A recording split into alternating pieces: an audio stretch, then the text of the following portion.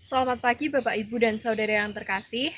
Tidak terasa kita sudah berada di akhir di bulan Mei. Semoga kita semua tetap semangat untuk menghadapi situasi sekarang ini. Hikmat tinggal di dalam hati orang yang berpengertian, dan hikmat sama baiknya dengan warisan. Sebelum kita mulai hikmat pagi pada pagi hari ini, mari kita berdoa terlebih dahulu.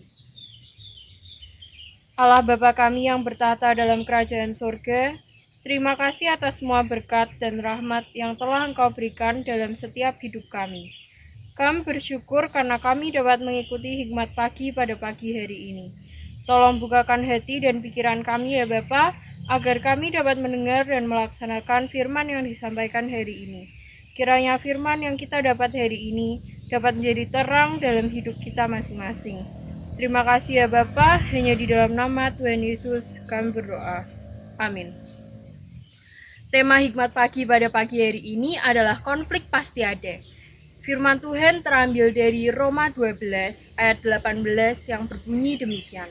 Sedapat-dapatnya, kalau hal itu bergantung padamu, hiduplah dalam perdamaian dengan semua orang. Demikianlah firman Tuhan. Syukur kepada Allah. Selamat pagi Bapak Ibu Saudara yang terkasih di dalam Tuhan Yesus Kristus.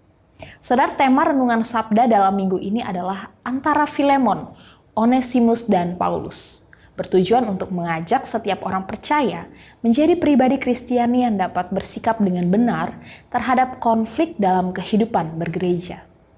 Saudara, apa itu konflik? Secara sederhana, konflik adalah perselisihan atau pertentangan yang terjadi antara satu individu dengan individu lainnya, atau satu kelompok dengan kelompok yang lainnya.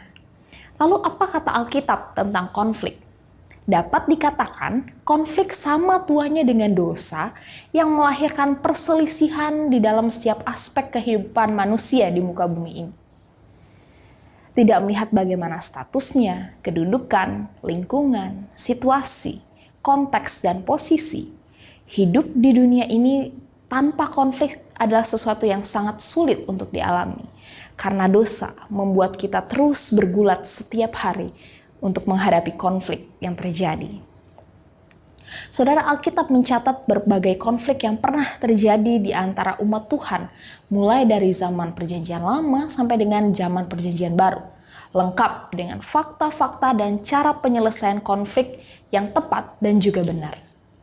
Konflik-konflik tersebut diuraikan dengan sejelas-jelasnya oleh para penulis Alkitab dengan maksud agar apabila kita boleh memperoleh pelajaran dan pengetahuan yang berharga ketika suatu kali kita juga diperhadapkan dengan situasi dan kondisi yang sama, yaitu kita dapat menyelesaikan konflik dengan cara yang benar dan juga tepat. Jadi sebagaimana konflik yang dapat terjadi di antara umat Tuhan sejak zaman Perjanjian Lama hingga dengan Perjanjian Baru, maka konflik juga dapat terjadi di antara umat Tuhan pada masa kini. Oleh sebab itu, saat konflik terjadi, marilah kita mengingat nasihat Rasul Paulus dalam Roma 12 ayat yang ke-18 dikatakan, sedapat-dapatnya kalau hal itu bergantung padamu, hiduplah dalam perdamaian dengan semua orang. Artinya apa, saudara? Marilah sejauh ini kita dimungkinkan orang-orang Kristen untuk terus berusaha hidup rukun dengan semua orang. Janganlah bertengkar dengan siapapun.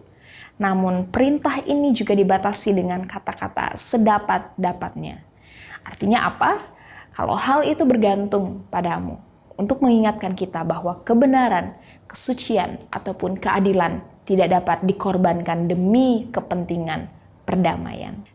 Saudara, oleh sebab itu, tidak boleh ada kompromi dengan apa yang jahat demi kerukunan.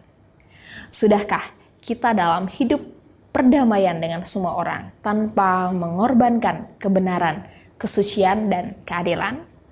Mari kita mengusahakan hidup dalam perdamaian dengan semua orang sesuai dengan kebenaran firman-Nya.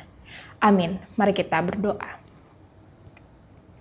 Bapa yang baik, kami mengucap syukur Tuhan, Kebenaran firman hari ini mengingatkan kembali bagaimana kami menjadi anak-anak Tuhan yang kiranya boleh diberikan kebijaksanaan di dalam melihat dan juga menanggapi setiap konflik yang ada di dalam kehidupan bergereja dengan cara yang benar, dengan cara yang sesuai dengan kebenaran firman Tuhan, cara yang tepat, dan itu juga boleh menyenangkan hatimu ya Bapa. Tuhan, kiranya Engkau menolong serta memampukan kami untuk tidak menjadi anak-anak Tuhan yang hanya sekedar tahu, tetapi juga biarlah pengetahuan akan Tuhan itu boleh membawa transformasi di dalam kehidupan kami yang membuat kami semakin mengenal Tuhan dan hidup serupa Kristus. Terima kasih Bapa yang baik. Pada pagi hari ini kami kembali menyerahkan seluruh kehidupan kami ke dalam tangan-Mu. Kiranya Roh Kudus-Mu menolong serta membimbing kami, mengarahkan kami untuk hidup sesuai dengan perintah Tuhan. Terima kasih Bapa, terpujilah nama-Mu demi Kristus. Kami berdoa. Amin.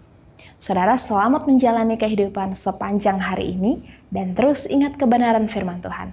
Mari kita menjadi anak-anak Tuhan yang boleh diberikan kebijaksanaan untuk dapat menangani setiap konflik dengan cara yang benar sesuai dengan kebenaran firman-Nya. God bless you.